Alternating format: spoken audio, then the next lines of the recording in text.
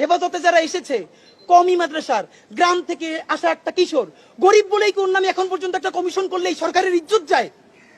এই সরকারের শাপলা নিয়ে কথা বলতে যদি ইজ্জত যায়, তাহলে শাপলার লোকদের ত্যাগের বিনিময়ে যে জুলাই হইছে, সেই জুলাইয়ের সরকার হইতে তার ইজ্জত যায় না? যাত্রাবাড়িতে ৮০ জনের অধিক মাদ্রাসার ছেলে শহীদ হয়েছে, হাজার হাজার মাদ্রাসা ছেলে পঙ্গু হয়ে আছে। তাদেরকে কথা বলতে, তাদের রক্তে আপনার সরকার হইতে ইজ্জত যায় না? অতি দ্রুত শাপলা গণহত্যা নিয়ে তদন্ত কমিশন করতে হবে। হেফাজতে যারা এসেছে কওমি মাদ্রাসার গ্রাম থেকে আসা একটা কিশোর গরিব বলেই কি ওর নামে এখন পর্যন্ত একটা কমিশন করলে এই সরকারের ইজ্জত যায়?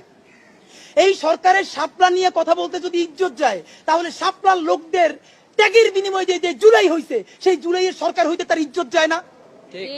যাত্রাবাড়িতে ৮০ জনের অধিক মাদ্রাসার ছেলে শহীদ হয়েছে, হাজার হাজার মাদ্রাসা ছেলে পঙ্গু হয়ে আছে। তাদেরকে কথা বলতে, তাদের রক্তে আপনার সরকার হইতে ইজ্জত যায় না?